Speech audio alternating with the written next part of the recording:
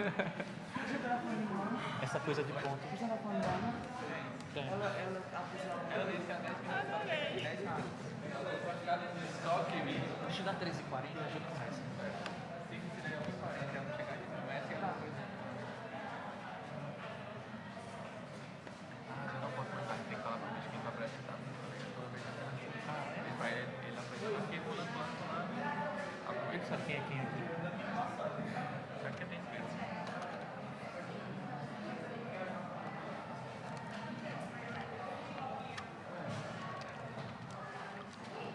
Eu tô tomando água com força aqui já.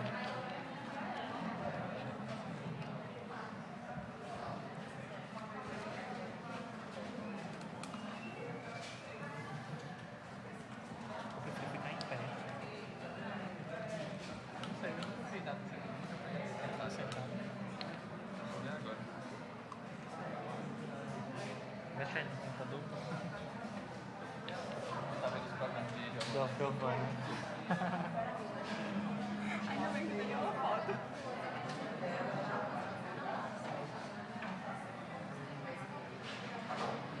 Lua sempre se atrasa. É tenso demais. Muita pessoa.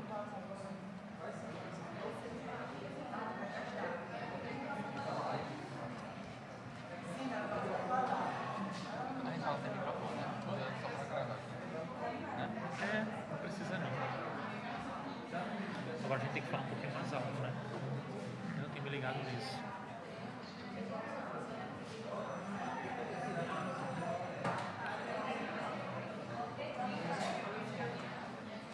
Liguei pra ela, ela disse que tinha que começar. Fala agora. Best friend.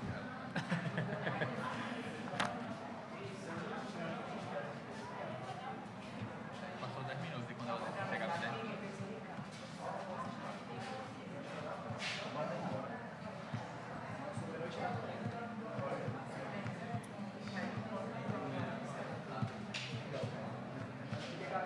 Cadê tu? Eita. A gente pode começar então aqui? Então você já fala chega. Pronto, tá ok. Tá bom, beleza. Tchau. Estamos. Aí ela disse o quê? Se quiser começar, tá beleza, tô chegando, né? Acho que chega em 5 minutos. Sabe? E aí, vai? Começa sem lua? Se tu for, tá falando. Bom, boa tarde a todos. Nós, falando da gente, somos mestrandos do programa de pós-graduação em comunicação aqui pela Universidade Federal da Paraíba, PPGC. Agradecemos a organização pelo nos permitir participar. A gente agradece por participar do evento e colaborar. Mas vai falar, vai introduzir o tempo, não? Vai só falar, assim, dizer. Tem que introduzir, eles vão introduzir. Vai falar isso, não vai dizer. Escuta aí. Tu que vai começar, então tu vai ter que falar alguma coisa, né? Ele fala, vai estar discutindo hoje, tá? Cada um com seu objetivo de estudo.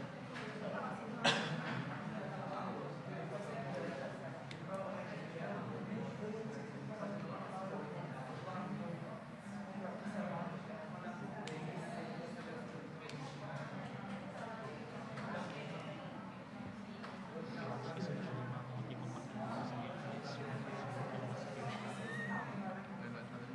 Agora vai gostar.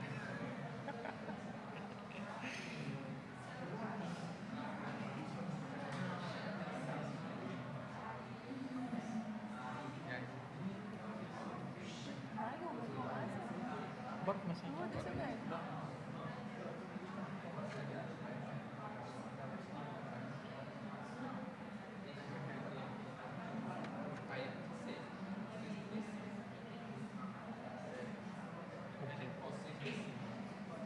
E Você começa, você espera.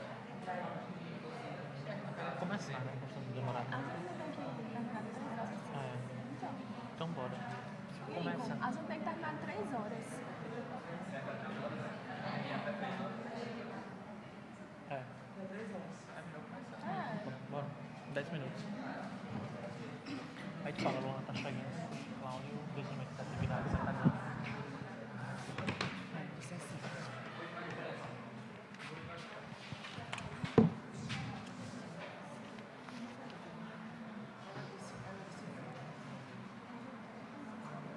Demora quanto tempo? Quanto tempo ainda demora para chegar? Sim.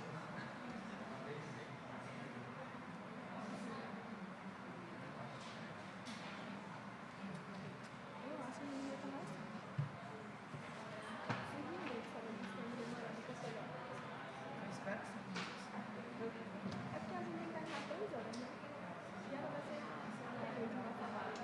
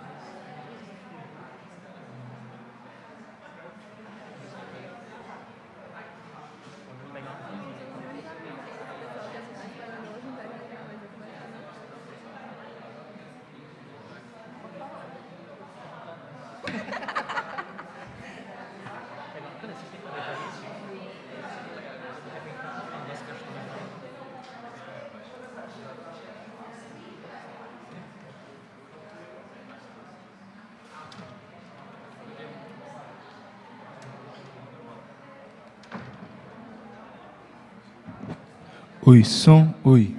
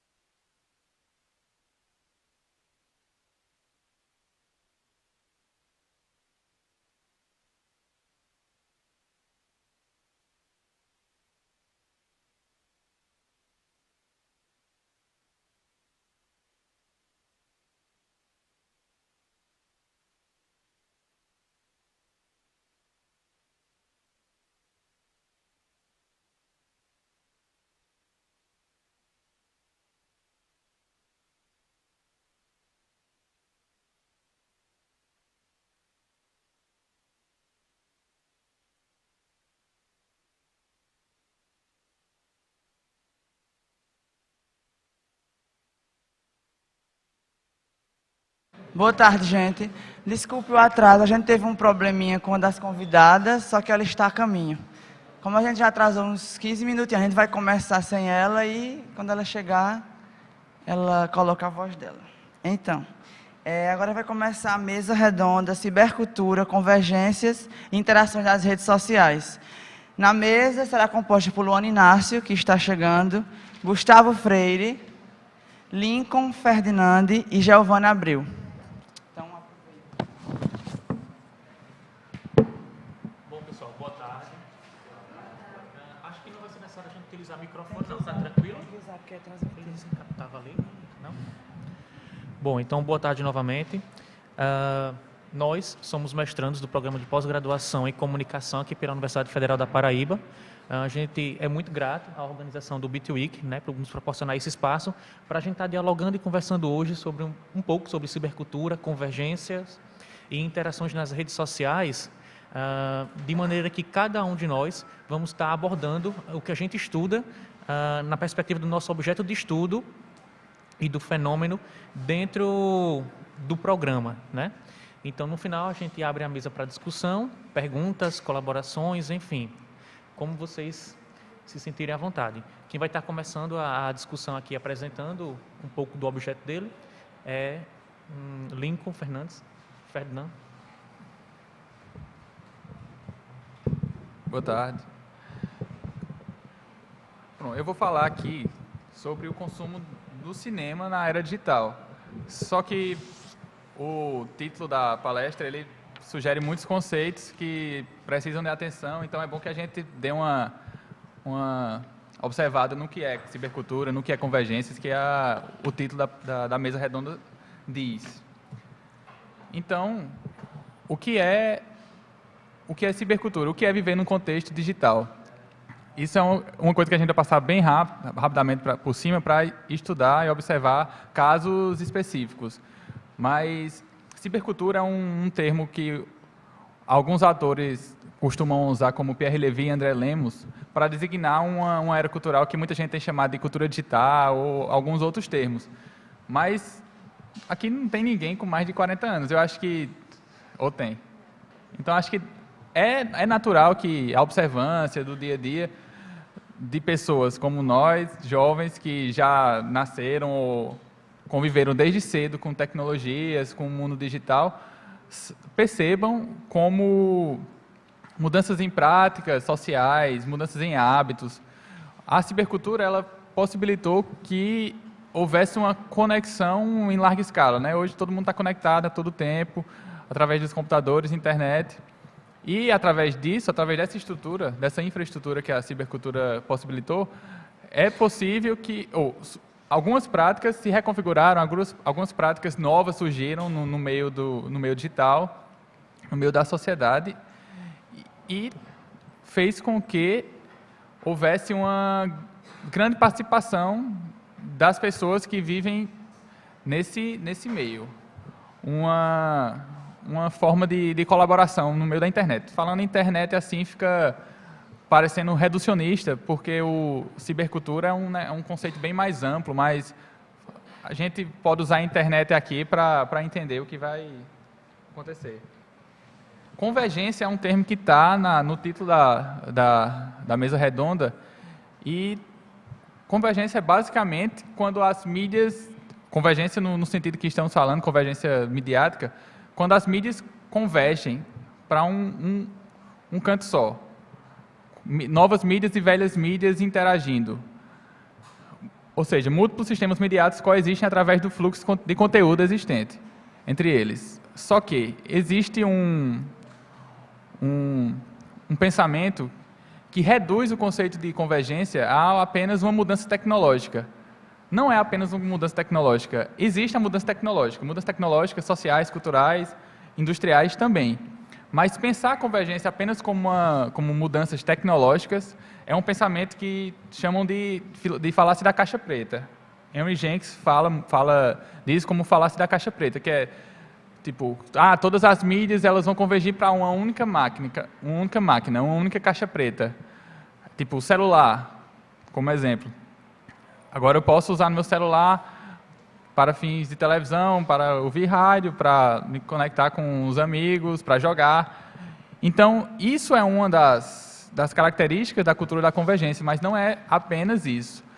A cultura da convergência não se resume apenas a mudanças tecnológicas na sociedade, e sim também a mudanças culturais e sociais, e eu creio que as mudanças culturais são bem mais fortes e mais, talvez não mais perceptíveis como mudanças tecnológicas. Se a gente for ver a evolução do celular, a gente vai ter aqueles tijolões e depois eles diminuíram, depois aumentaram, e agora tem gente que anda tipo com uma tábua no bolso, e está sempre mudando, é perceptível isso. Mas as mudanças culturais também, se a gente for prestar atenção, hoje você coloca uma criança de 2 anos e dá uma revista. Eu vi um vídeo que uma criancinha, uma menina, pegou uma revista impressa, e ela queria apertar e mudar as coisas como se fosse um tablet. Então, isso já é reflexo de mudanças culturais no eixo da sociedade. Então, esse pensamento é chamado de falácia da caixa preta. Não necessariamente são apenas mudanças tecnológicas. A convergência é quando todos os meios estão convergindo para um só.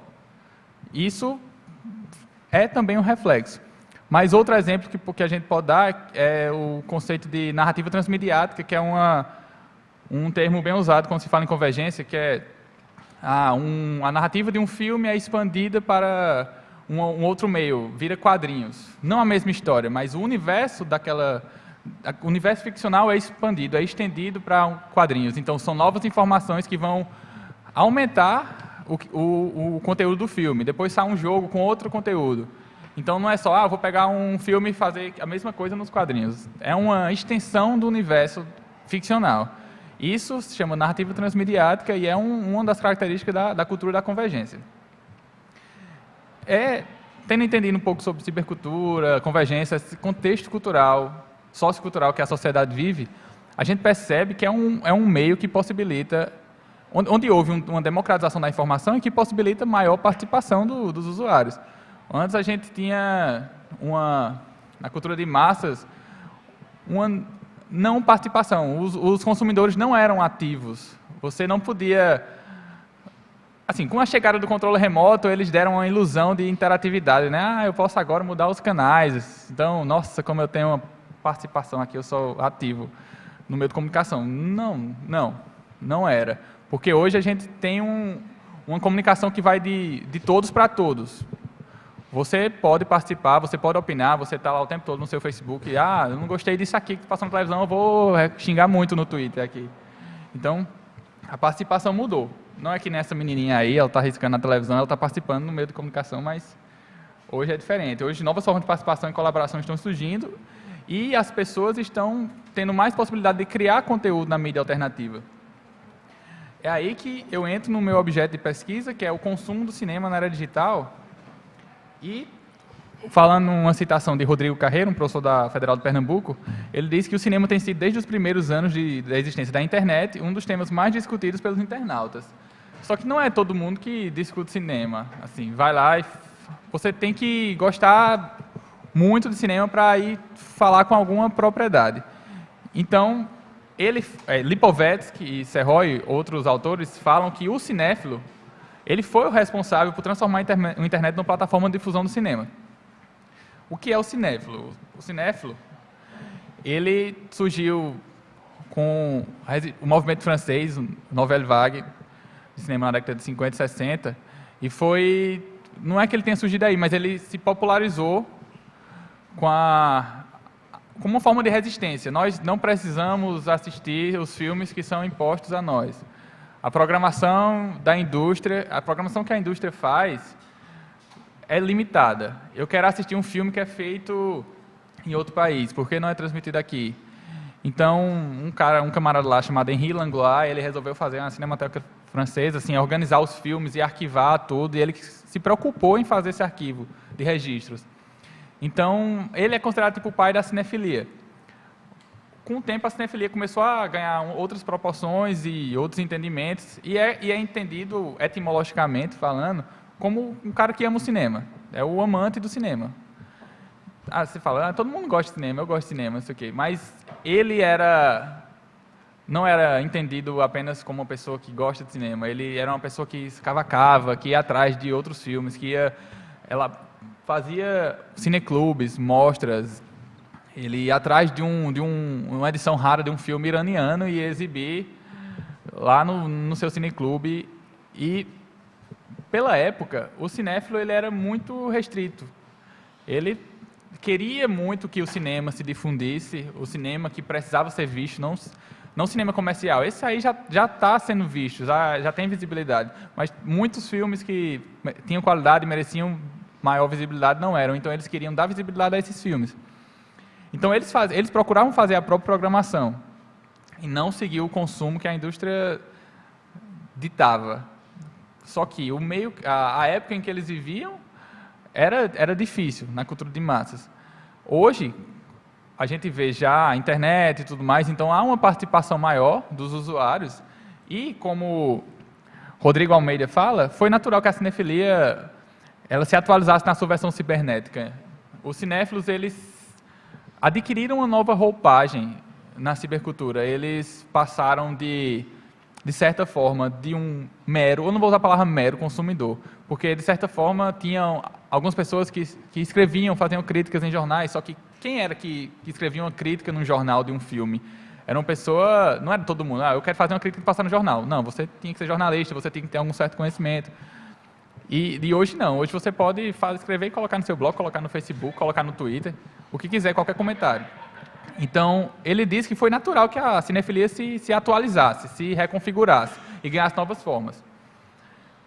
Aí a gente percebe uma certa transição entre a sua característica de um consumidor, um simples consumidor, para um produtor de conteúdo também, no contexto da cibercultura.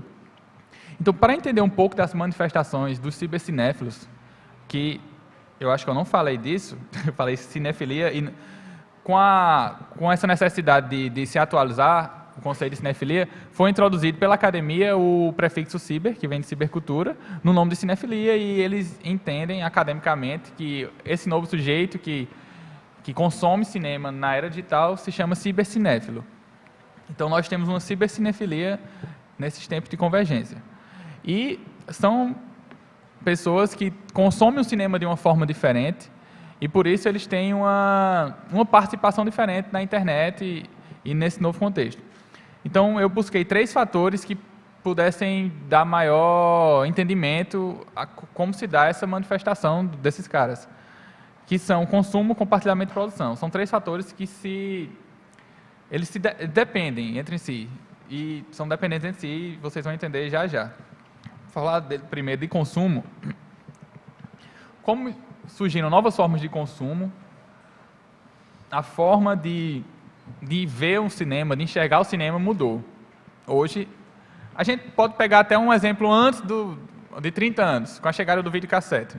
Com a chegada do videocassete, velho, eu gosto muito de cinema, então eu gosto de assistir filme, eu não preciso mais ir no cinema, eu alugo uma fita aqui, a gente vai, eu e meus amigos lá para casa e a gente assiste um filme.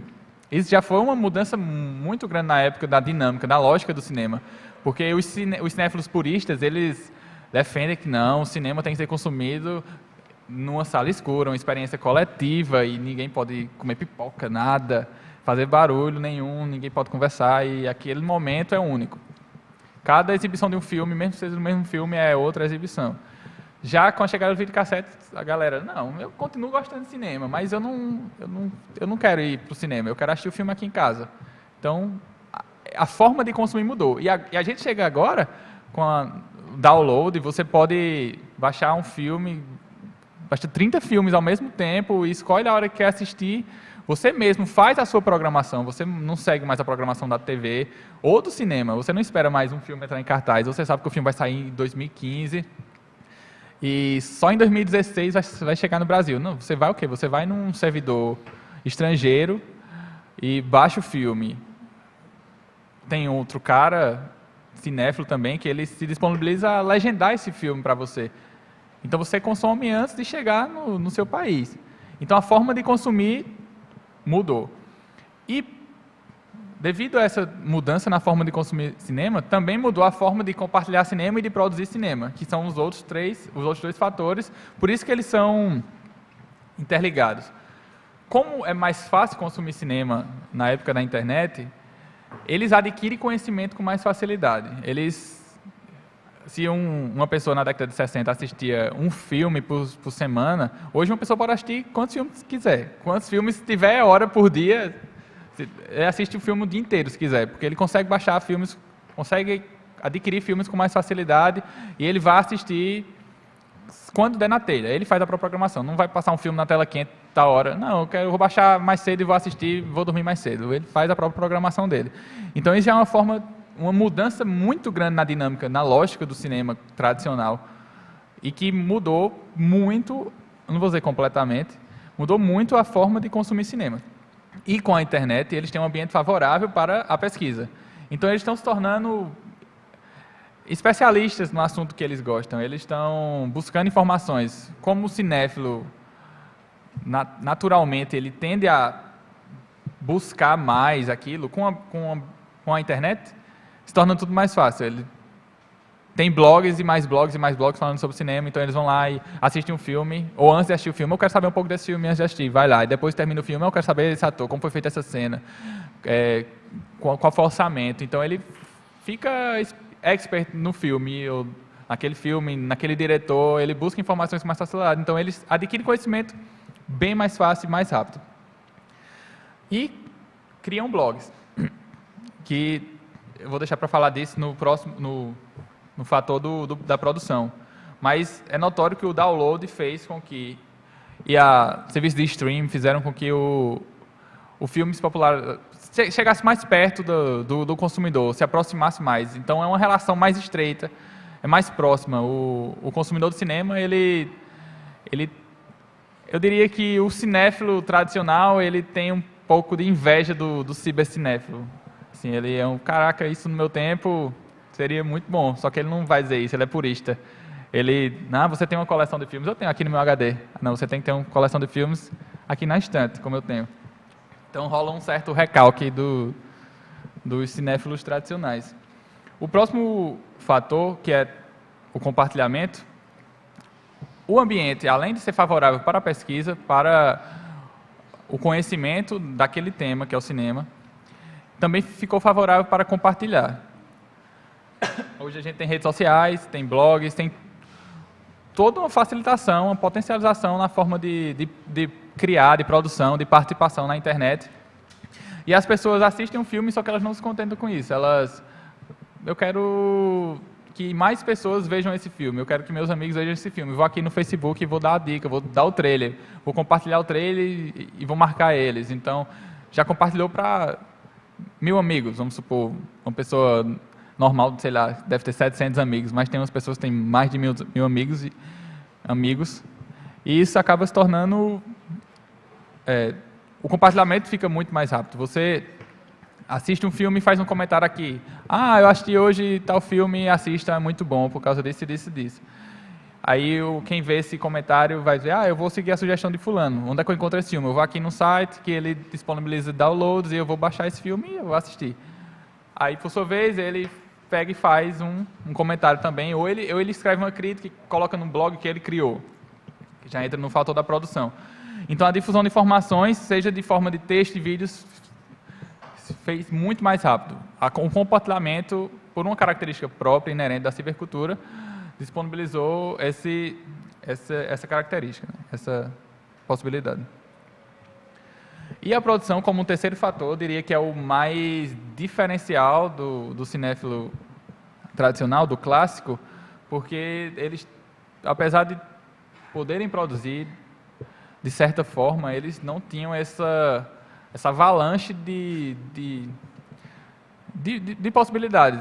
O barateamento de equipamentos de captação de áudio e vídeo, facilidade em fazer um blog. Antes você tinha que fazer uma página, programação, códigos, é muito difícil de você aprender. Não vou fazer um site para escrever cinema. Hoje você tem lá um blog, você faz em 3 passos e começa a escrever.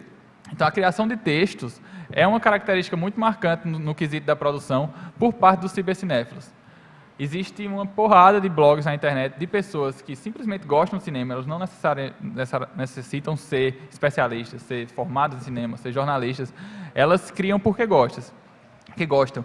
E um termo que a gente utilizou para designar esse novo sujeito que faz um texto crítico, amador e livre na internet foi o resenhador, que é meio que uma mistura de resenha com amador. Porque a gente identificou que esse texto é diferente da crítica de cinema, desse gênero, crítica de cinema. E o cara que escreve a crítica de cinema, o texto hoje, o texto crítico, também é diferente. Ele não segue mais os padrões que o crítico de cinema tradicional seguiam. Ele não... Você via que esses críticos de revistas e jornais, eles... Vai ter tal festival, o Oscar. Então, o Oscar é baseado em categorias, né? Melhor direção, melhor roteiro, melhor fotografia, isso e aquilo. Então, vou fazer um texto enfatizando isso e isso do filme, para que as pessoas... Fique mais fácil as pessoas entenderem o filme, tá? Beleza. Ou então, que chame mais atenção para que elas possam assistir.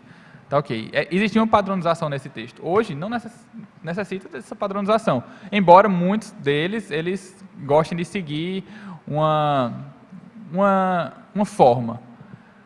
Outros não. Outros não querem falar nada de fotografia, nem de direção, nem de nada, não. Só quero dizer que o filme foi bom mesmo, porque o filme é ruim, mas eu gostei, porque me remeteu a tal momento da infância e foi muito bom para mim. Então, ele escreve um texto todo falando sobre isso. Então, é um texto mais subjetivo, mais livre e com linguagem mais informal. Ele não segue os padrões. Por isso, a gente percebeu que esse camarada era diferente do crítico de cinema tradicional e tentou dar um nome a ele de resenhador. E é uma das características mais fortes da cibercinefilia, a produção de textos, que são totalmente diferentes da crítica de cinema tradicional. A produção de vídeos também é uma característica a se observar, porque antes você tinha o cinéfilo, eu gosto muito de cinema, eu queria fazer um filme, só que para uma película é muito caro, um rolo de filme muito caro, então tudo era caro. Como é que eu vou fazer? Embora eu consiga fazer um filme, eu vou disponibilizar como? O sistema de distribuição mais caro ainda. Beleza, não fazia. Aí hoje você pega a internet, você pega um celular que tem câmera, você filma e chega em casa e coloca na internet. Então você claro que isso é um exemplo bem exagerado, mas tem gente fazendo filme de celular e tem festivais de cinema já assumindo categorias de filmes mobile, filmes que foram feitos por celulares. Então, eles têm plataformas como o YouTube que facilita esse compartilhamento. Aí você já percebe a interligação dos três fatores. Por o consumo ter mudado e a forma de consumir cinema mudou, isso possibilitou com que eles adquirissem conhecimentos para produzir. Então, agora eles produzem com mais facilidade textos e vídeos e fica mais fácil de compartilhar essa produção deles também. Então, são três fatores que se interligam. Uma rede social, o Vine, que surgiu em 2013, ela tinha uma característica parecida com o Instagram, que era só que com vídeos. Você postava vídeos, inclusive o Instagram copiou essa parte de vídeos que ele colocou dessa ferramenta, do Vine. Ele chegou com vídeos de 6 segundos. Você podia fazer vídeo de 6 segundos e ele tinha um sistema básico de edição no momento da captura, da captação do vídeo, e você começou a fazer vídeos montados em 6 segundos. Mas os usuários, eles começaram a reapropriar a ferramenta e fazer pequenas narrativas de 6 segundos. Você pode pensar, não tem condição de fazer um filme em 6 segundos. Só que você tem 6 segundos, você divide em 3 partes de 2 segundos, você tem um começo, meio e fim. Então, a galera está fazendo filmes muito, de certa forma, complexos, e estão explorando muito bem a narrativa para fazer efeitos especiais e explorar experimentações de estética, de direção, de roteiro. Escrevem roteiro, decupam o filme e fazem uma coisa de 6 segundos. Então, tem muita gente investindo nisso. Então, o Vine é uma ferramenta também que possibilitou essa forma. E o remix, que é você se apropriar de conteúdo já existente, fazer uma modificação, uma recombinação e publicar aquele material que você fez de acordo com materiais que você pegou e colocar na internet. Então, existe muito da parte dos cibercinéfilos, essa produção de vídeos, remix, texto, remix, fotos. Muita gente fazendo isso, principalmente com conteúdo dotado de humor. E a legendagem, que também é outra parte da produção, são pessoas que, estou sem fazer nada, porque tem que ser uma pessoa que não esteja realmente fazendo nada para pegar um filme da Etiópia, legendar tentar achar uma legenda em inglês e legendar para o português e disponibilizar para um pessoal que vai chegar nos comentários e dizer: você errou, isso aqui nessa parte. Então é um trabalho que a galera faz voluntariamente, não recebe nada e ainda ouve xingamentos. Então, se vocês... Eu agradeço muito os legendadores, pessoas que legendam, porque salvam minha vida muitas vezes. Se alguém for legendador aqui, muito obrigado. Você é muito massa, muito legal. E a gente fez uma tabela para começar a mapear essas práticas, essas atuações dos cibercinéfilos na internet, as manifestações dele. É uma pesquisa que está no estágio inicial, só que a gente já pôde perceber essas 5 características, que é a figura do resenhador, que é o cara que escreve o texto crítico que eu falei, que tem umas características diferentes da crítica de cinema tradicional. O legendador é o camarada que baixa um filme num servidor estrangeiro, que não existe no seu país e que nunca vai existir, nunca vai para o cinema, nenhuma locadora vai comprar esse filme. Um filme da Coreia do Norte, que nem produz, né, na verdade. Só que ele vai fazer a legenda e disponibilizar para você. Então ele está dando visibilidade a um filme que provavelmente não queria ter. O remixador, que ele é hábil com ferramentas de edição de imagem, vídeo e som, e em sua maioria produz material dotado de humor.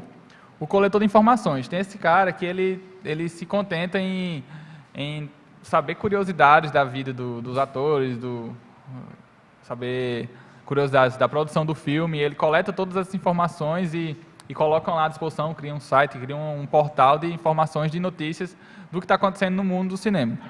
Então tem esse sujeito aí também. E o produtor de vídeo, que talvez seja a característica mais diferente, uma coisa que surgiu assim, que mudou um pouco a dinâmica, porque está possibilitando pessoas que gostam, que anteriormente, uns 30 anos, 20 anos atrás, não poderiam fazer, e elas estão produzindo seu próprio filme, seu próprio texto, e estão produzindo material para a internet. Então a gente percebe que, devido à cultura da convergência, à cibercultura, eles proporcionaram que o cinéfilo, o consumidor de cinema, através dessas ferramentas que são dadas a ele, pudesse passar de um simples consumidor para um produtor de conteúdo.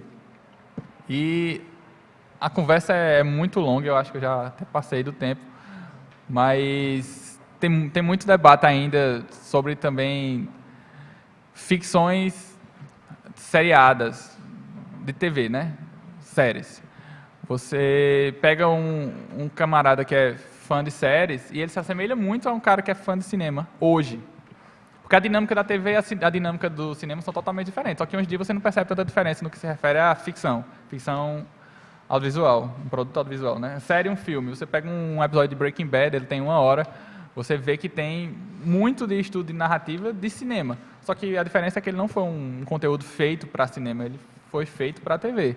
Só que hoje você não percebe mais essa diferença. As amarras, características definidoras da televisão caíram, como a serialidade, a programação, a grade de programação, fluxo de conteúdo, periodicidade. Quando você tem Netflix que lança uma temporada de uma série inteira no mesmo dia, você assiste quando quer, você para quando quer, e ele não tem mais características. O que diz que isso é televisão? Então, há um debate muito grande hoje em dia sobre o fim da televisão, que eu particularmente não concordo, mas tem uma corrente de pensamento que diz que a televisão está acabando, outros dizem que a televisão está só se transformando, e tem aqueles defensores maiores que dizem, não, a televisão está aqui e vai estar sempre. Então tem essa discussão que é bem ampla, que fica para outro momento. Então, muito obrigado. Acho que o Gustavo vai falar agora. Valeu.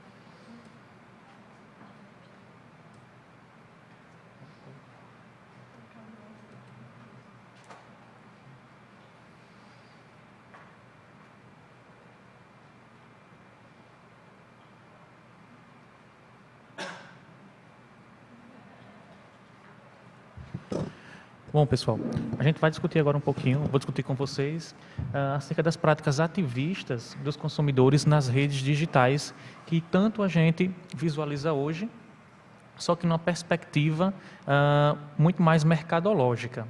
Então, para aqui para o B2E, que eu fiz um recorte do que eu abordo na minha dissertação, e a gente pode começar pensando o consumo e comunicação como face de uma mesma moeda na nova economia. Trazendo um pouco do panorama histórico acerca do consumo, para a gente pensar o fenômeno na atualidade, o indivíduo na sociedade contemporânea, ele é tido sobretudo como um consumidor, haja vista o quê? Os reflexos, né, da automatização do sistema de produção e pelo simples fato, ou pelo complexo fato, do consumo estar presente no dia a dia do indivíduo. A gente faz uma menção ao processo histórico de quando o capitalismo surgiu, lá no século XVIII, e por conseguinte a segunda revolução industrial no século XIX, cujo componente fundamental deles, resultado, foi o quê? A criação de novos mercados num processo de internacionalização. Então, o comércio, que era local, ele passa a se expandir, atravessando agora continentes, né? E o consumo acaba se estruturando nessa perspectiva. Temos aí 2 séculos que favorecem o crescimento e a expansão do capitalismo, né? A consolidação da sociedade de massa, de consumo, né? Mas aí logo em seguida surgem 2 grandes guerras mundiais, a primeira, 1914 e a segunda, 1945, além da crise de 1929 lá dos Estados Unidos, com a quebra da Bolsa de Valores. Isso aí vai restringir a expansão do capitalismo, né? De maneira que aquela crescente expansão, ela se estagne, ela passe a cair 5 vezes em termos de produção e oferta, na época, no ápice, no auge do capitalismo. Além do que, a gente tem aí o surgimento de uma nação socialista em que vai dividir o mundo, né, em duas partes, bipolarização, capitalismo e socialismo, e que aí começa toda uma questão de briga e espaço, né, pelo espaço do mercado. Logo depois da Grande Guerra, né, a Segunda Guerra Mundial, que é aquilo que é compreendido entre 1948 e 1971, a gente vai ter um espaço, né, um período de internacionalização da economia. Volta-se a questão da expansão do comércio das multinacionais e, em decorrência das crises, a gente começa a perceber no mercado uma política aplicada pelo Estado em âmbito, numa perspectiva desenvolvimentista, ou seja, o crescimento, o Estado mantendo, né, a sua economia internamente. Com isso, o consumismo ele é tratado como um tipo de arranjo social, e aí que ele vai ser cada vez mais percorrer o caminho de maneira que ele passe de uma questão de utilidades, né, para uma esfera simbólica do fetichismo, do status, da moda. Consequentemente, em 1980, a gente tem aí uma ruptura do pensamento de que as pessoas agora não consumiam justamente apenas pela utilidade do produto, né, decorrência de tudo isso. É quando Lipovetsky ele vai tratar do hiperconsumo, ou seja, a gente passaria da economia de produção, ou seja, da oferta, para uma economia da procura, de maneira que aquele sistema fordista de produção em massa, né, a escala de produção, ele agora seria pensado muito mais na perspectiva de personificação e de acordo com a individualidade do ser, né, do sujeito. Então a gente começa a perceber aí uma estrutura, uma formação, né, no campo econômico e social, de uma passagem da economia industrial para a economia informacional, cujo cerne é a informação de progressão e de desenvolvimento dessa nova economia.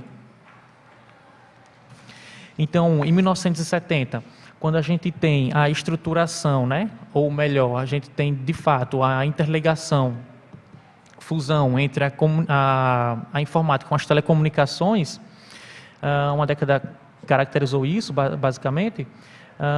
Processos de liberalização e desregulamentação vão favorecer o surgimento 2 décadas depois, em 1990, da globalização de fato. Então, um processo de quebrar fronteiras, não era um simples processo de internacionalização, agora era um processo complexo, né, em que tudo era dependente de uma cadeia, e de tal maneira que 4 esferas vão estar convergentes. É a comercial, a produtiva, a econômica e tecnológica. E aí essas aplicações tecnológicas, elas ocasionam transformações, tanto nos âmbitos social, político, econômico e cultural, de maneira que alguns autores e pesquisadores vêm a considerar como se fosse a terceira revolução industrial, né? Tendo como base a informática, as telecomunicações e a biotecnologia. Nesse aspecto, em 1990, já na década da globalização, já consolidada e formulada, né?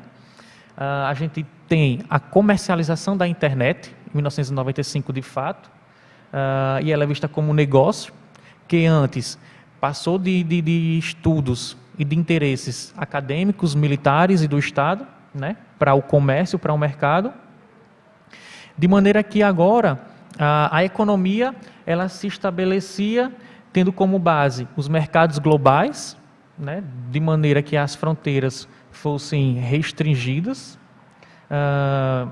a partir da enfim. E a revolução da informação, né, a parte não tangível dessa nova economia que foi proposta conceitualmente em 1996 a partir de um artigo publicado. De lá para cá, 2 autores, Calacota e Robson, eles acabam dividindo essa nova economia, tratada na rede, na internet, como fases do e-commerce.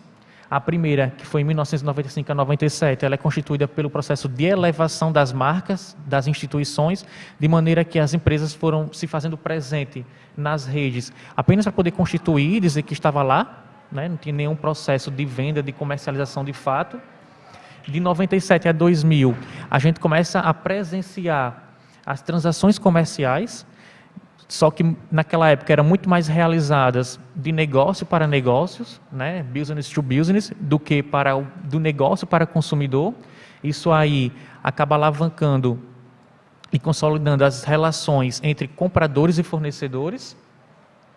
E por último, o e-business, é o modelo de negócio pensado na e para a internet, né? Ele sobrevive sobrevive ali, de maneira que toda a sua estrutura e processo operacional, tecnológico e humano seja calcado nas redes.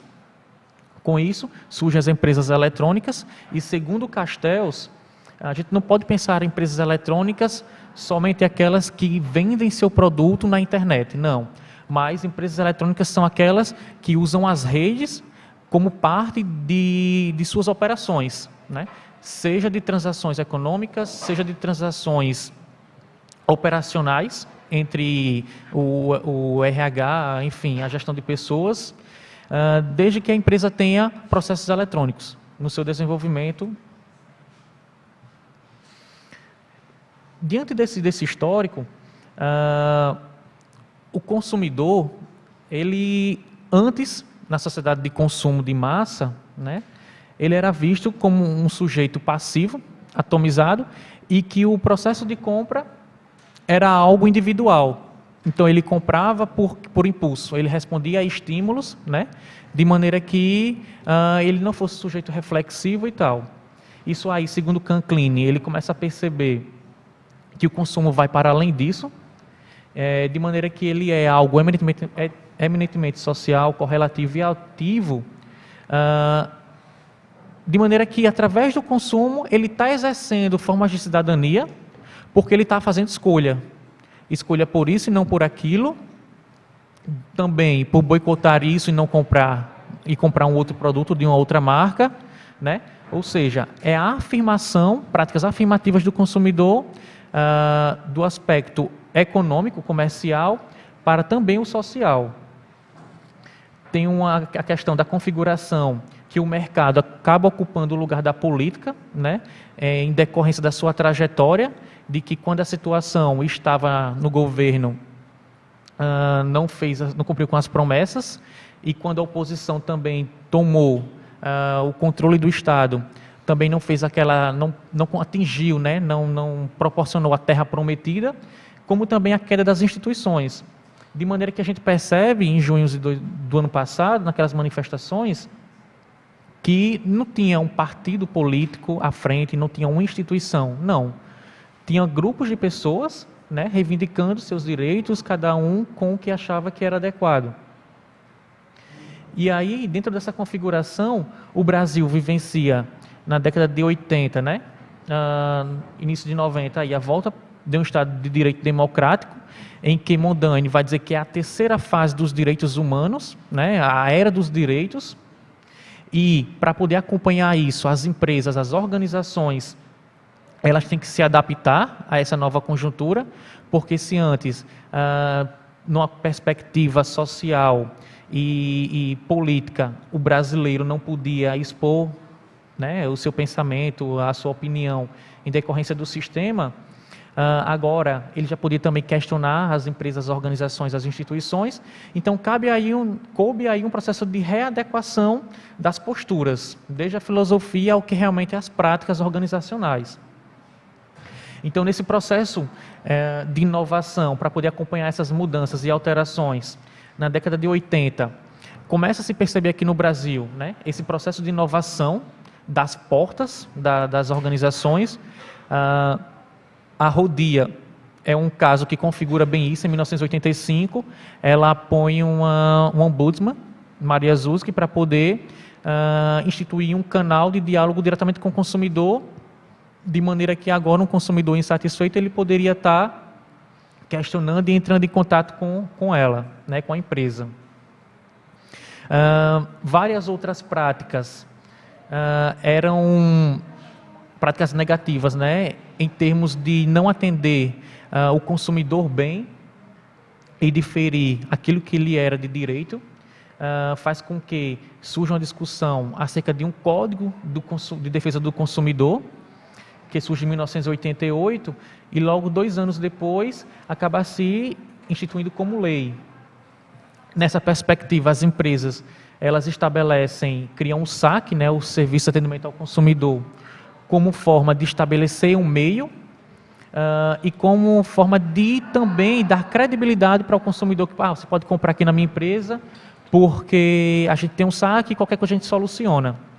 Então, como a gente começa a perceber que a primeira instância para que os consumidores recorram é justamente ao SAC da organização, da empresa, né, da instituição, logo depois recorre à justiça caso não solucione, e aí a gente percebe hoje um novo comportamento em que os consumidores insatisfeitos, cujas marcas e empresas não solucionam, não dão resposta, recorrem o quê? Às redes sociais, né, para poder estar estabelecendo e configurando a sua insatisfação, seja para poder estar retaliando, estar alertando a organização, a empresa, ou de maneira que possa realmente manchar e vingar, né, a marca, descontar com peso igual. Assim podemos pensar. E nessa perspectiva, as empresas telefônicas hoje, elas são campeãs de problemas, né, de insatisfações. Lá no site Reclame Aqui, elas estão no topo do índice de reclamação, porque elas não cumprem com o prometido, elas oferecem, né, as ações promocionais são muito mais do que elas têm capacidade de oferecer, de maneira que o meu objeto de estudo acaba recaindo sobre essas práticas, né, ativistas aí dos consumidores, sobre as 4 companhias telefônicas aqui no Brasil, as principais, a Vivo, a Claro, a Oi e a TIM. Então, pensando, né, toda essa configuração do fenômeno dessas práticas, a gente faz uma menção lá ao surgimento da cibercultura, que proporcionou isso, consequentemente ao ciberespaço, lá na década de 70, e que hoje a gente pode vivenciar, presenciar de maneira mais nítida esses fluidos. E o estudo aqui não é apenas a tecnologia pela tecnologia, né? Mas o componente social do processo, o cidadão, o sujeito consciente. A compreensão da conceituação das redes é essencial, né, para poder estar pensando essa nova configuração. Então, a gente tem pontos, tem atores, tem interagentes que estão interligados, né, que formam nós. E as 3 leis da cibercultura são essenciais para se pensar não somente esse fenômeno, mas qualquer outro que esteja dentro dessa configuração, né, do hoje, a partir que seja mediada, enfim, utiliza as tecnologias da comunicação e da informação como meio. E aí a gente tem a liberação do polo emissor, como Lincoln bem falou, o modelo de comunicação todos, lá que foi proposto por Levi e por André Lemos. Agora todos têm a possibilidade de se comunicar com todos, né? As redes sociais, elas estão aí para evidenciar isso. A gente tem o tudo em rede, tudo hoje está conectado, e a reconfiguração das práticas sociais, tecnológicas, enfim, de tudo a partir disso. A participação e a colaboração nas redes sociais são essenciais para que a gente possa visualizar esse fenômeno, né? Para que ele possa nascer e ele possa sempre estar no fluxo adiante e contínuo. E as redes sociais, elas acabam se configurando dentro do que Alex Primo vem chamar de Web 2.0, né? Que é como se fosse a segunda geração de serviços online, caracterizada pelas novas formas de compartilhamento, de organização da informação, e agora a gente tem um espaço, né, muito mais propício para a interação. A comunicação mediada por computador, ela acaba evoluindo, né? Lá do ICQ, para que a gente tenha hoje a comunicação móvel através dos aplicativos e tal. Segundo Santaella, ela vem dizer que a gente está na 3ª geração, né, de evolução das redes sociais, que são as redes sociais e plataformas multimodais, em que elas agora se sustentam umas nas outras e se integram, de maneira que o conteúdo possa reverberizar de uma perpassando para a outra, né? Além de convergir variadas funcionalidades, desde chat, fórum, enfim, por aí vai, vídeos, compartilhamento. E algumas características dessas redes sociais são essenciais para que a gente possa estar pensando, né, esse fenômeno. A interação, a relação, o laço social, o capital social. Ou seja, a interação, o relacionamento entre os sujeitos, os atores, se o laço é forte, se o laço é fraco, como é que ele existe, qual é o capital social gerado a partir das relações, né, entre os sujeitos na rede. Então, como uma estratégia mercadológica, as empresas, elas cada vez mais se fazem presentes nas redes sociais, de maneira que os marqueteiros, enfim, os profissionais da área de comunicação estão sempre estabelecendo e criando aplicativos, novas maneiras, novas formas de estar tentando alcançar o consumidor. A gente traz uma perspectiva do marketing 3.0, segundo Kotler, né, que a gente está vivenciando a era do marketing de relacionamento, mas que bem antes disso, a própria função, né, e a existência da atividade das relações públicas é justamente isso, né, a completar hoje aqui este ano no Brasil 100 anos de existência. E as redes sociais, elas acabam atraindo a atenção para o estudo, para os fenômenos, para serem interpretados diante do quantitativo de usuários que a gente tem, né? Hoje, no final de 2003, aqui no Brasil, nós éramos a 3ª nação mais participante, com mais perfis no Facebook, né, no mundo. Então, se a gente juntar todos os perfis, o Facebook é uma Índia, né, da vida, enfim. E aí, 3 dimensões propostas por Bronson e Barros, acerca das dimensões interativas entre consumidor e marca, né, são importantes para que o processo possa acontecer, né? A participação, o sujeito, né, participar, dele também colaborar, e a questão do relacionamento. E aí, numa 4ª no quarto ponto, né, um quarto ponto poderia ser a comunhão, de maneira que fosse todos esses 3 aspectos levantados, participação, colaboração e relacionamento, de maneira sinérgica, né? A gente acaba colaborando com esse quarto ponto aí. E, de fato, a gente, a partir dessas características do que a gente discutiu aqui, temos a configuração de um novo consumidor, né? Que ele parece, né? A gente não pode dizer, ele exerce e tal, mas ele parece, a partir de alguns casos, né? Ter, sim, de fato, micropoder, né? Poder de estar alterando, mudando o processo, estar cobrando e tendo resultados, o que vem a caracterizar, né? Essas práticas que antes eram realizadas aqui, no offline, né? No corpo a corpo, hoje, nas redes sociais, nas redes digitais, o que venhamos chamar de net ativistas. E aí, essas configurações podem ser pensadas e subsidiadas a partir da compreensão da mediatização, né? Onde existe uma tendência à virtualização das relações humanas. Então, o fato que é mediatizado parece existir, mas aquele que não é, parece que não. Então, você só passa a viajar se você for lá, viajou, postou a foto na rede social, senão ninguém vai estar sabendo, ninguém vai estar, né? Não tem aquele crédito tal qual antes era.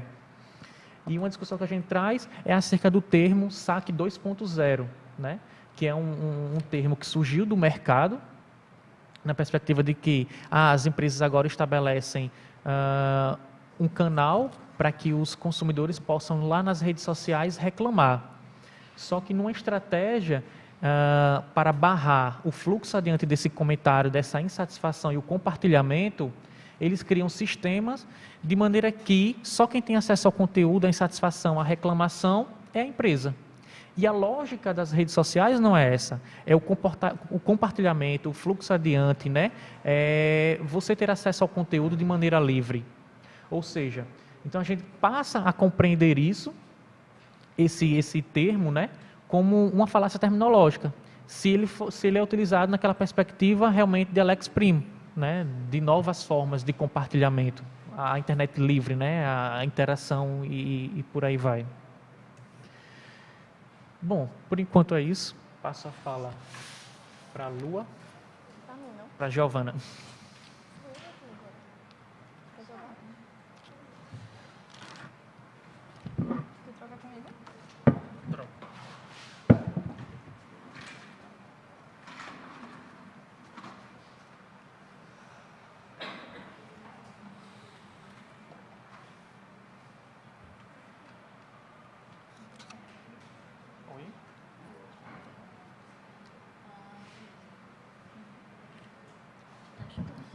Bom, boa tarde. Como o Gustavo falou, meu nome é Giovana. Eu estou aqui para compartilhar com vocês um pouco do que a gente pesquisa no mestrado. E, assim, eu posso dizer que o meu objeto de pesquisa é um objeto que me instiga muito e que me deixa, assim, muito apaixonada pelo tema, não apenas porque se trata da área de comunicação, e a área é uma área bastante dinâmica, como todos vocês sabem, mas também porque o meu objeto trata de algo muito pessoal.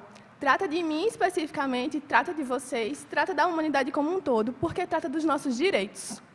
Eu pesquiso, então, liberdade civil, privacidade na internet, anonimato, autonomia do usuário e todas as coisas que são inerentes a esses temas, né? Hoje eu vou compartilhar com vocês algo de uma forma resumida, menos conceitual e mais exemplificada, de um trabalho que eu vou fazer em dezembro, em São Paulo, no ABCiber, que é sobre Big Data. O título, então, é Big Data e Autonomia do Usuário, os rumos de um futuro dataficado. Eu não sei quantos de vocês já ouviram falar de Big Data, não sei quantos sabem o que isso significa, mas é um termo que está em muito uso, está na moda, como eles dizem, embora muitos digam que esse termo vai cair por terra e que, num futuro muito próximo, nós não vamos mais chamar de Big Data, nós vamos chamar apenas de dados. Mas, fazendo assim, um paralelo com o que os meus amigos aqui na mesa disseram, Lincoln, que falou dos cinéfilos, as resenhas escritas pelos cinéfilos, Gustavo, que falou do comportamento do consumidor online, Lua, que vai falar de memes, mas, na frente, tudo isso são dados.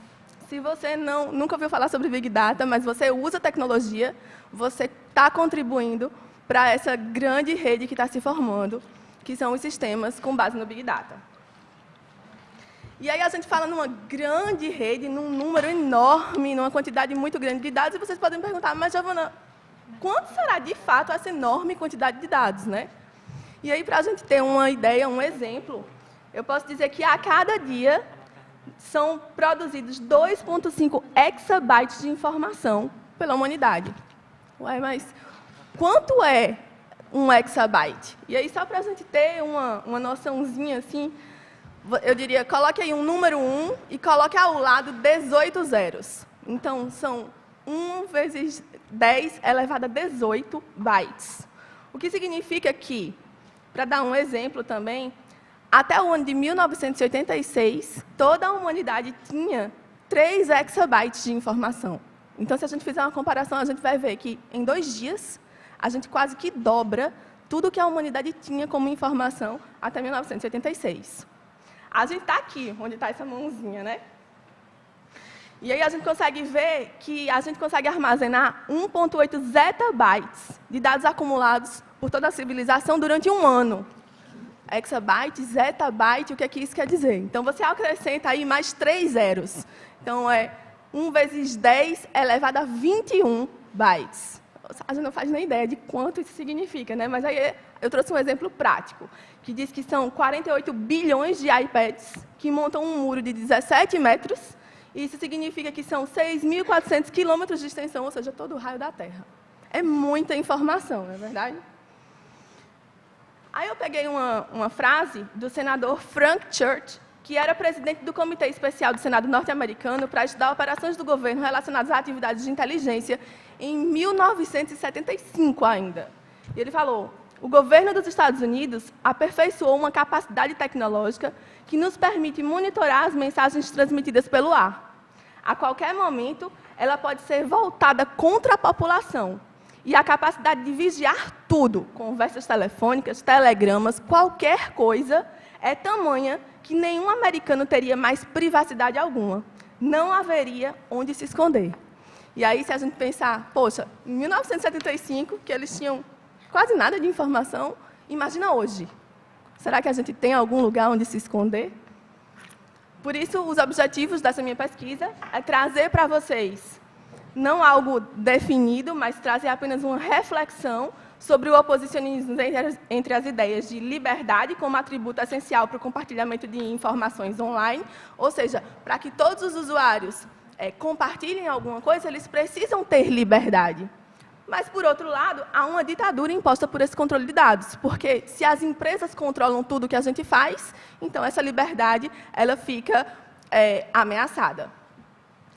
Nós pretendemos também analisar as implicações dessa vigilância sobre o poder de autonomia do usuário, porque se a minha liberdade está ameaçada, o meu poder de autonomia também está. Fazendo aí uma breve explicação do que seria o Big Data, ele é produto, então, de toda essa evolução contínua da comunicação e da computação. É uma consequência, então, dessa comunicação pervasiva, do conceito de mediatização, que Gustavo falou, dessa ubiquidade da informação. Isso significa que a informação agora está em todos os lugares, em todos os cantos, e que os aparatos tecnológicos são como prolongamentos de nós mesmos, né? A gente já não consegue imaginar uma realidade onde a gente esteja sem o celular. Se a gente esquecer o celular em casa, já fica louco. Enfim, então são pessoas, máquinas, ambientes, tudo se comunicando através de um mesmo código, compartilhando informações o tempo inteiro.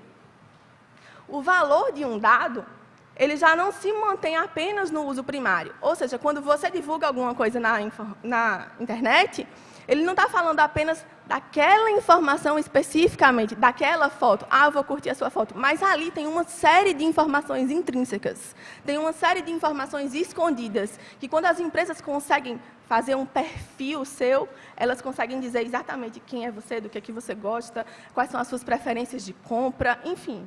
Elas traçam todo um perfil que é um perfil individual e não mais grupal, como acontecia antes. A dataficação, então, de todos esses dados, ainda que seja com o intuito de criar produtos e serviços para aumentar o grau de satisfação das pessoas, porque as empresas sempre dizem que é para uma coisa boa, né? Embora isso seja verdade, sim, tem um lado bom, vai ter um impacto muito grande, um impacto determinante sobre as nossas liberdades individuais e, consequentemente, sobre a nossa privacidade. As maneiras como nós produzimos, divulgamos e interagimos com a informação vão implicar, sim, em mudanças irrevogáveis nos nossos valores sociais. Entendendo o Big Data, então, o que é essencial que vocês percebam é que o Big Data ele trata da dataficação, um termo estranho, né? Mas é essa dataficação de uma quantidade massiva, de uma quantidade muito grande de dados, de informações. Embora esse conceito não seja novo, porque há bastante tempo que a humanidade quantifica e analisa informações, ele está tendo grande atenção agora por parte da mídia e por parte de todos os estudiosos da área, por causa desse aumento na capacidade de armazenamento, desse poder de processamento e da enorme disponibilidade de dados. Dataficar, então, um fenômeno é colocar esse fenômeno num formato quantificado, de modo que ele possa ser tabulado e analisado. O termo, ele, então, vai se referir à coleta de informações de tudo que existe, inclusive de coisas que a gente nunca imaginou antes. Mas não é só tabular e analisar, porque nós, seres humanos comuns, não conseguimos fazer isso com a quantidade de dados disponíveis. Então, é necessário o uso de algoritmos específicos para isso. E essa é uma das peculiaridades do Big Data. É necessário que hajam algoritmos. O Big Data ele pode, então, ser entendido a partir de 5 características principais, que os estudiosos chamam de os 5 Vs do Big Data, que é volume, variedade, velocidade, veracidade e valor. O que é isso, né? Quando a gente fala de volume, aqui nessa parte, eu estou falando dos exabytes, que eu falei lá no começo, né? Daquela grande quantidade de arquivos, daquela quantidade, grande quantidade de tabelas, de transações, de todos os dados que estão ali disponíveis. Eu tenho, então, uma variedade enorme de dados estruturados e não estruturados. E aí, outra característica muito importante do Big Data é que ele mexe, né, com dados não estruturados. O que é isso?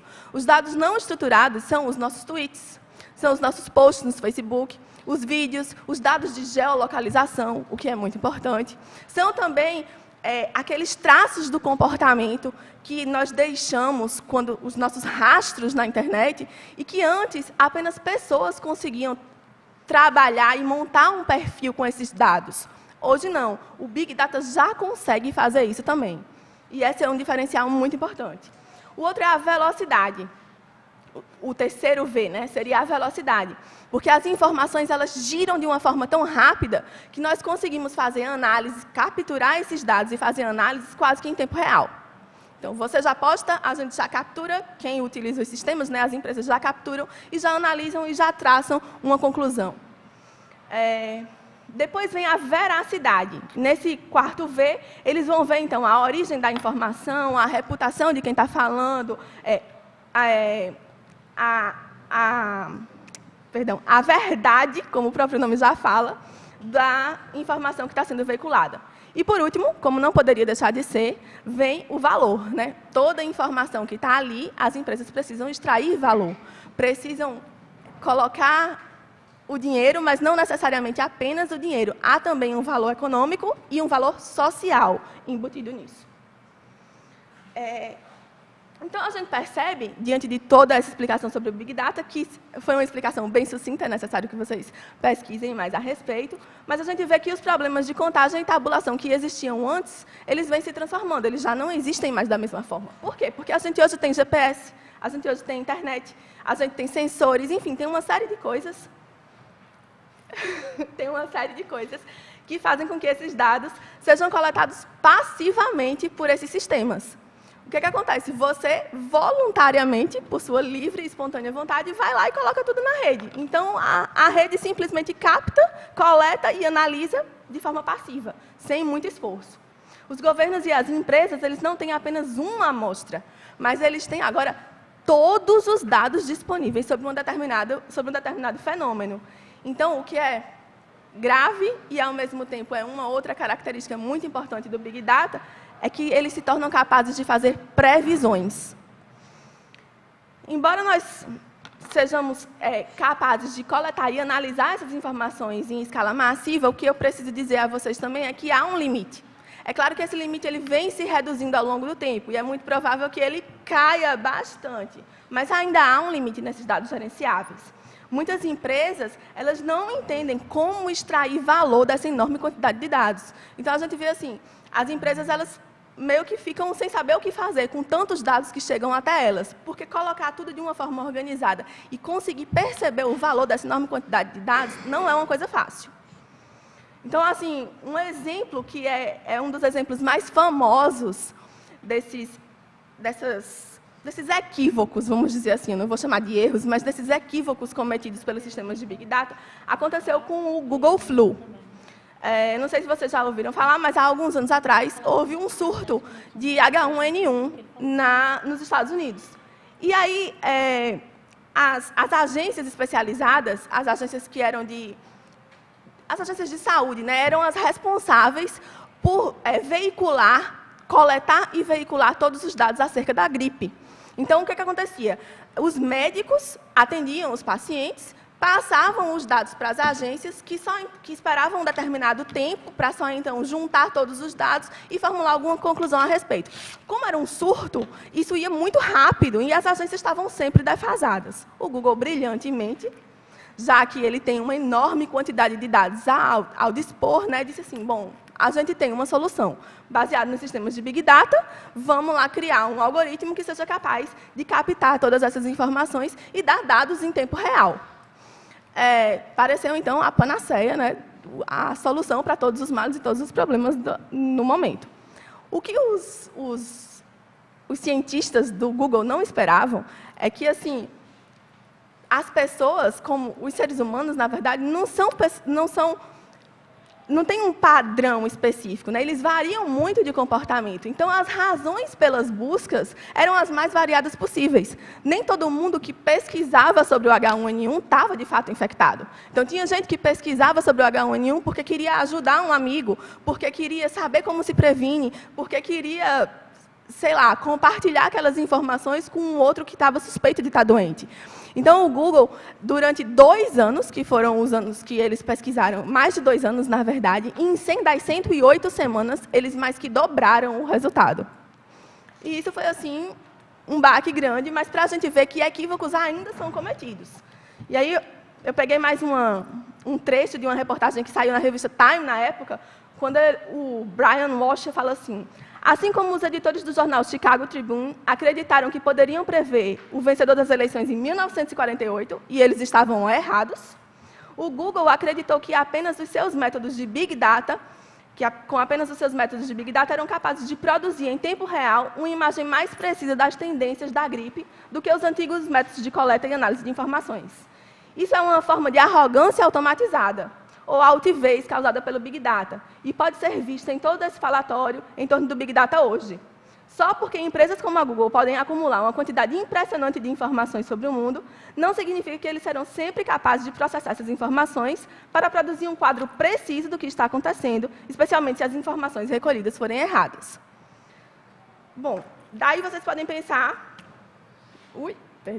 Daí vocês podem pensar, Giovana, mas aí se até o Google errou, então, isso que você está falando do Big Data é algo que está muito distante da gente, é algo que ainda vai demorar muito para se adequar, é algo que ainda vai demorar muito para que a gente possa ver exemplos práticos sobre isso. Eu vou passar mais rápido, porque ele me disse lá atrás que só tem 10 minutos, mas eu vou dizer a vocês que não é verdade.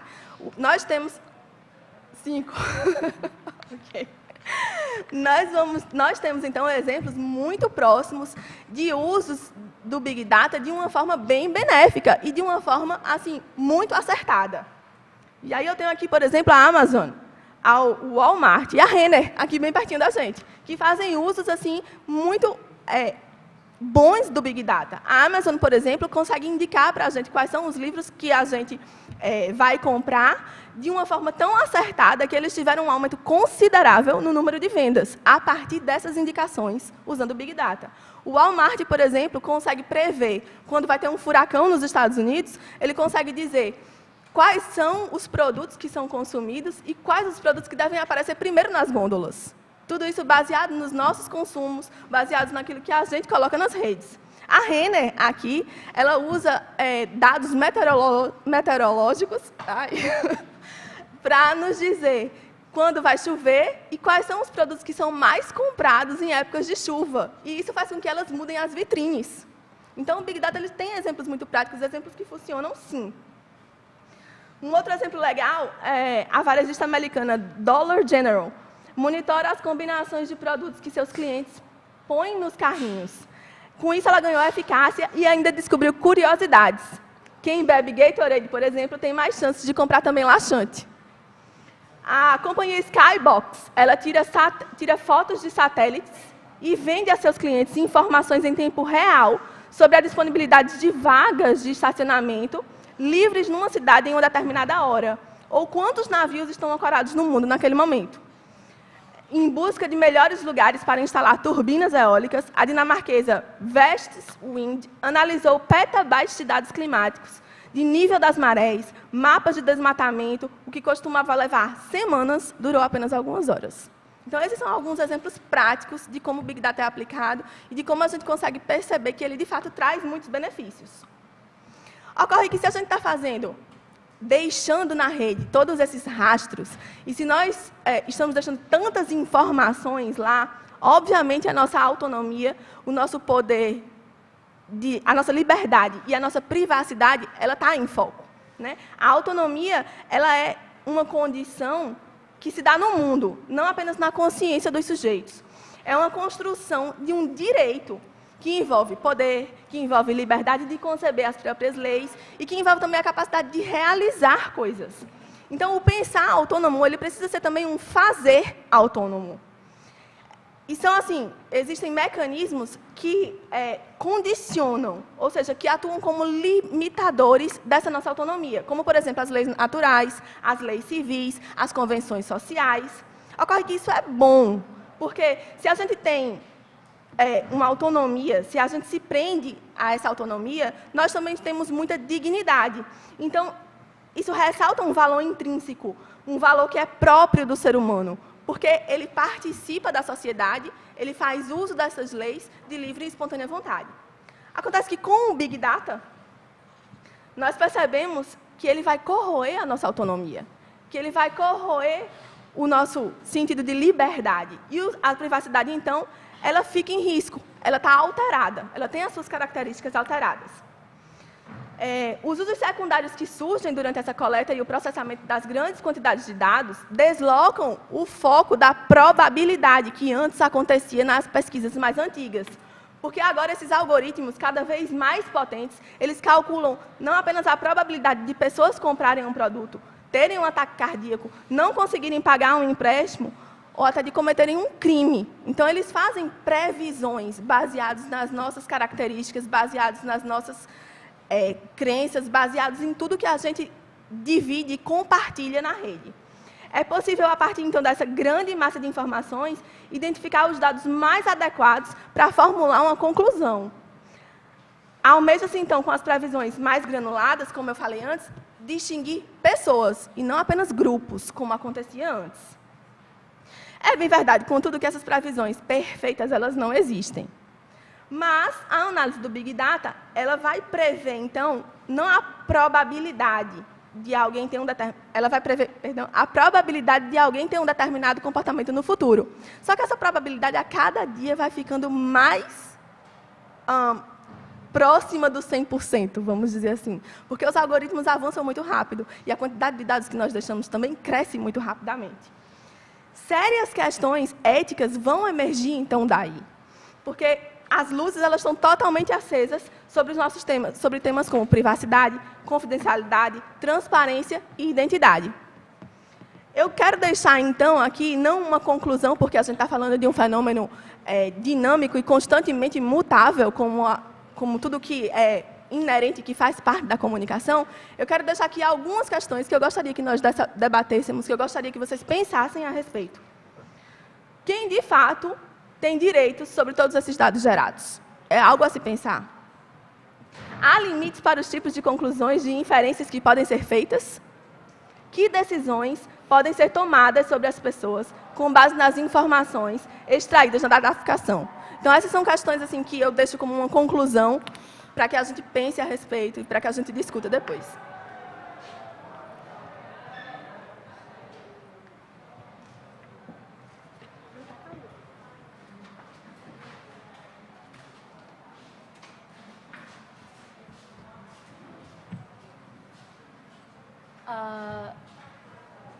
Será que tem alguém para ajustar aqui o microfone? Eu acho que não alcança, por motivos óbvios.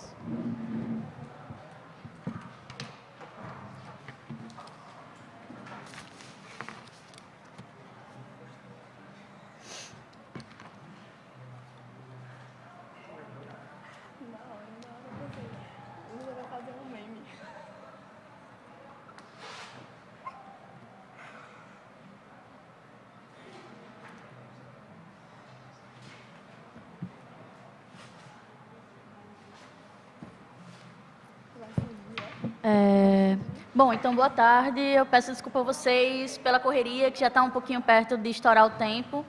Então, eu vou trazer mais uma observação bem prática do que é o fenômeno memético, mais para vocês pensarem. Eu imagino que nem todo mundo que está aqui é do curso de mídias digitais, né? Então, eu vou trazer mais uma observação panorâmica do fenômeno, que vai trazer uma reflexão posterior. Eu aproveitei aqui, claro, né, o nome do auditório, que é Auditório Gandalf. Bom, então eu parto de uma inquietação. É a minha pesquisa do mestrado, nós aqui somos de mestrado em comunicação vinculado aqui ao DEMID. Então, a minha inquietação gira em torno do seguinte: como e por que esse conteúdo memético todo, ele se alastrou por toda a web? O que faz, o que desencadeia, o que motiva a gente a contribuir com isso, a compartilhar, a produzir, a ser zoeiro, né?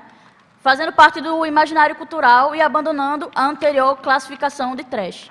Eu vou falar do porquê que eu estou falando do trash, porque, enfim, eu vou falar um pouco mais à frente. E daí a minha observação geral é para onde estamos nos direcionando nesse sentido de compartilhamento de conteúdo tão frenético e tudo mais. Essa pesquisa ela é inédita no Brasil, nenhuma pós-graduação em comunicação ainda depositou ela na Biblioteca Nacional. Então, eu também estou tentando ser um pouco criteriosa com relação às características principais de um meme, porque não tem nenhuma teoria sólida sobre o meme. Parece uma coisa um pouco banal, uma coisa um pouco frívola, efêmera, mas eu trago uma observação muito sociológica dela. O que motiva a gente a continuar nessa frenética de compartilhamento? Eu estava ouvindo ontem a rádio da Bitweek, e aí o pessoal colocou umas vinhetas, uns spots, que eles falavam no começo: ei, coisinha, vá devagar, viu? Então, isso é um meme, e o pessoal daqui se apropriou disso muito bem, gerando esse conteúdo legal, né?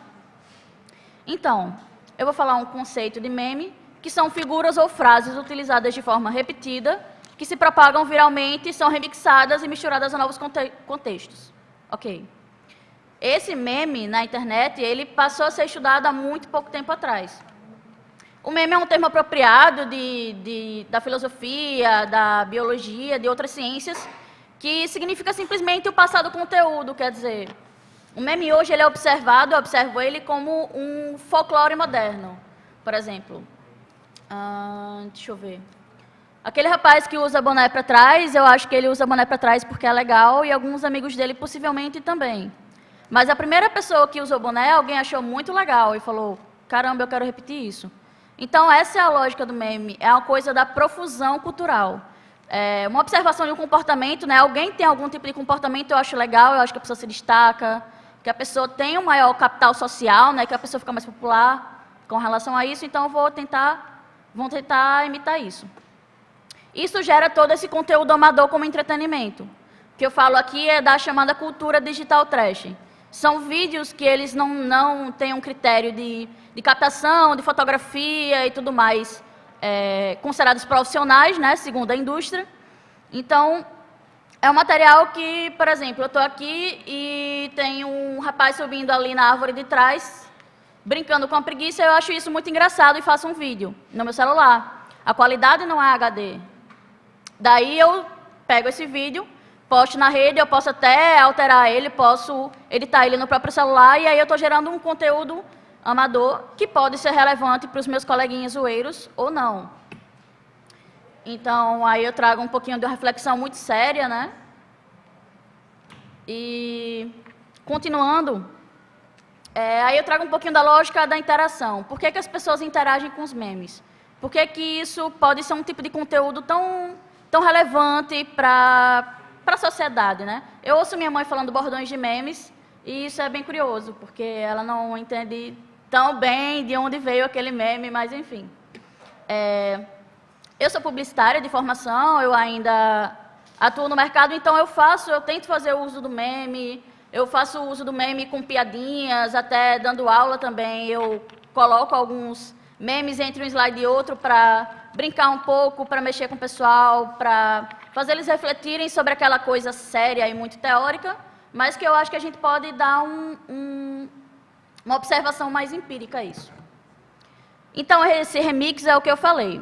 Se eu pego um filme que ele é muito sério, por exemplo, A Queda, do Hitler, não sei se vocês já assistiram, é um filme que alguém cortou um trecho, editou, né, e relegendou. Então, as pessoas passaram a repetir esse comportamento. O que eu estou propondo aqui, também que eu esqueci de colocar no slide, mas, enfim, é uma diferenciação também do meme e do viral. Porque viral é tudo que se propaga exponencialmente, tudo que é disseminado, tudo que é repercutido, isso é viral, ok? É uma prática de replicação. Mas a diferença do meme e do viral... Eu espero que eu ganhe Red Bull. Só uma observação, estou vendo os Red Bulls ali. Então, a diferença do meme e do viral é que o meme ele sempre vai ter um tipo de alteração nesse conteúdo. Eu vou tirar uma foto aqui, eu vou passar para o meu amigo, e o meu amigo vai tirar essa foto, vai colocar uma legenda engraçada, como eu coloquei na do Gandalf, vai colocar uma foto de outra pessoa no meio da cara do Gandalf. Então, são alterações nesse conteúdo que geram meme. Isso tem muitas vezes uma estética tosca, as pessoas não param para pensar, tá muito bonitinho, tá perfeito, tá simétrico, elas não pensam nisso. É mais uma coisa também que acabou sendo bem comum na produção do meme, né, que é uma coisa mesmo despojada, e se apropria também do humor negro, do humor inocência, às vezes é uma piada que ela é muito bem compreendida numa determinada comunidade, por exemplo. Se eu estiver numa comunidade de gamers, eu vou falar uma piada, eu vou colocar uma imagenzinha de um meme, que eu posso colocar algum termo relacionado ao universo dos gamers. Mas nem todo mundo vai entender. Uma pessoa, talvez meio outsider daquela comunidade, ela talvez não vai entender. E isso tem a ver com o repertório criativo interpretativo. Ora, se eu pego, por exemplo, se eu pego um meme e eu vou recodificar ele, vou reinterpretar, ele vai de acordo com a minha visão de mundo. Eu tenho uma visão de mundo, eu tenho um tipo de piada que eu acho mais interessante, o Lincoln tem outra. Então, é a questão do seu repertório criativo, o que você traz da vida, o que você acha daquilo, qual é o seu jeito zoeiro de lidar com aquilo, e também a questão do repertório interpretativo, né, vinculado à comunidade. Quem não entende do que você está falando não vai achar graça naquilo. E aí o meme ele é essencialmente orgânico, porque, na verdade, que a Giovana estava falando do Big Data, os dados vão ficar lá para sempre, forever, amém. Mas também tem a questão de, hoje em dia, as pessoas darem muito print nas imagens, darem muito print nas telas, por exemplo. Eu estou correndo aqui. Bom, tem a questão do like também. O like que tem no Facebook, tem em algumas outras redes sociais, ele é uma ferramenta de estetização. Quando você dá um like numa coisa, você está dizendo, eu gosto disso, então eu estou limitando a minha personalidade, então eu estou querendo que as pessoas me achem atraente, interessante, e compartilhar também, é uma performatização do que sou eu. Então, aí entra a questão que os memes eles podem ser bordões, como Sabe de Nada Inocente, Bons Drinks. Podem ser imagens estáticas, essas imagens são um pouco conhecidas, e uma delas repercutiu muito há pouco tempo. Podem ser GIFs. Esse GIF do menininho da esquerda, no caso, ele é bem recente, foi dessa semana mesmo. E as pessoas estão fazendo muitas montagens engraçadas, aqui no Anima eu esqueci disso. E esse outro é um GIF biográfico, que é uma categoria de memes em GIF muito conhecida. Tem também os videomemes. Os videomemes podem ser paródias, eu posso ver um clipe e achar engraçado e fazer a minha versão daquilo. Posso relegendar, ou então esse clipe, posso fazer algum tipo de alteração de conteúdo nesse material. E também tem o Harlem Shake, que foi uma dança que começou com um vídeo e aí ela mitou, né? Todo mundo começou a reproduzir. E só concluindo, na propaganda, os memes também são um produto cultural que todo mundo já esbarrou no ou não, mesmo sem saber. Então, os memes, eles são um produto cultural realmente, são um bem de consumo, as pessoas acham engraçado. Então, o Cup Noodles mesmo, ele sempre está se utilizando de memes, até porque ele lida com um público mais jovem e tal. Também o Habib's fez uma versão de um meme que viralizou bastante, dos debates, do último debate, né? E aí tem uma das últimas ponderações, é a questão do mito geracional. Alguém tirou uma foto do seu gatinho, muito boladão, e achou isso engraçado, então ele postou. Pode ter colocado uma legenda ou não. Mas isso desencadeou um comportamento similar nas outras pessoas. Então, alguém foi e falou, eu vou dar minha legenda engraçada nisso e vou postar. E alguém foi pegando e fazendo isso. Então, a própria indústria, que é o mercado, né, que é o comércio e tal, tem profissionais de marketing, claro, ligados no comportamento do consumidor, no que ele acha legal, no que ele acha interessante. E aí é um supermercado que ele foi e colocou a plaquinha com o Grumpy Cat, né, Frozen Like My Heart, e também fizeram o Gramputino. E aí a Copa também foi uma zoeira à parte, né, que as pessoas riram como se não houvesse amanhã. E acho que, por fim, a política.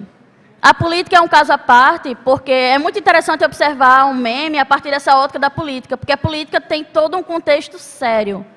Então, no Congresso Nacional de Comunicação do ano passado, eu estava falando com uma das pesquisadoras mais conhecidas do Brasil, e ela estava falando sobre o DNA das redes sociais. E ela estava falando, não, porque as redes sociais são assim, assim, assim, servem para a politização, também para o posicionamento cívico das pessoas. E aí eu falei, certo, e os memes? Quando as pessoas estão replicando, estão zoando um candidato, quando elas estão fazendo a caveira dele digitalmente, ou quando as pessoas simplesmente estão achando legais o posicionamento dele, isso repercute no comportamento geral? Será que as pessoas vendo isso acham interessante? Isso pode mudar a opinião do voto de alguém? Então, é uma das minhas ponderações também. E, por fim, algumas considerações que eu traço a partir do meme é que essas imagens que são reeditadas, tudo mais, elas alteram o modo de interação das pessoas com o conteúdo. É diferente do que se estabelecia antes, que a pessoa recebia o conteúdo, eu assistia um filme e o meu consumo do filme acabava ali. Então, é uma coisa que se desdobra. Hoje em dia, até o Oscar, ele desencadeou uma estratégia muito boa, que foi na hora da exibição do Oscar, eles fazerem um selfie. Então, isso é uma prática, logicamente, muito intencional, de gerar viralização, de gerar meme e tal. E aí, há essa produção de capital simbólico em busca de reputação. Claro que se as pessoas compartilham conteúdo, elas querem ser reconhecidas por causa daquilo, querem ter popularidade. E, enfim, tudo que eu faço é para agregar valor ao meu perfil, né, lógico. E, enfim, obrigada e desculpa a correria do tempo, é que teve um atrasinho. Alguém quer perguntar alguma coisa? Alguém tem alguma dúvida? Se puder.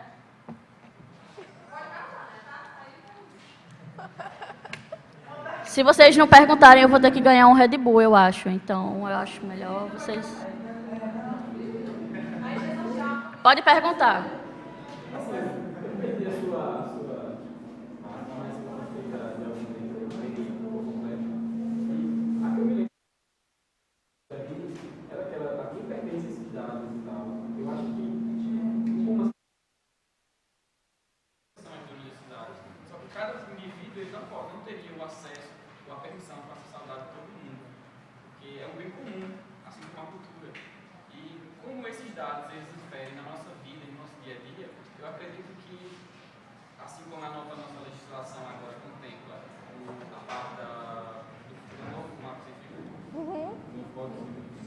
Novo marco civil da internet. Eu acho que é bem por aquela parte ali. Eu acho que ninguém deveria ter acesso aos dados e também a questão da identificação das pessoas. Eu acredito que são informações que são de todo mundo, mas que não poderiam ter o acesso como tem hoje, por parte de empresas, por parte do governo principalmente, que utilizam nossos dados para ganhar em cima. Nessa área, já publiquei algumas áreas, venha a sua pesquisa. seria muito interessante se as pessoas de fato fossem as donas dos seus próprios dados, né? Mas o que a gente sabe que na realidade isso não é verdade, porque os grandes conglomerados e os governos é quem são os donos de fato, né? Assim, mas uma quesito, bem rápido. Tipo, a gente ganhou em termos comunicacionais muita coisa. Hoje, a possibilidade de comunicação e de interação e de modificação do contexto urbano é muito grande a partir das massas que estão dentro do contexto digital. Porém, a gente perdeu a privacidade e perdeu o direito de dividir praticamente, porque, como diz o Assange, ele veio falar que estamos caminhando uma estrada orwelliana. São câmeras que vigiam a sociedade toda. Exato. Na verdade, o conceito de privacidade está se transformando, né? Ele vai mudar porque não existe mais privacidade no âmbito do indivíduo, mas da coletividade, isso sim é possível.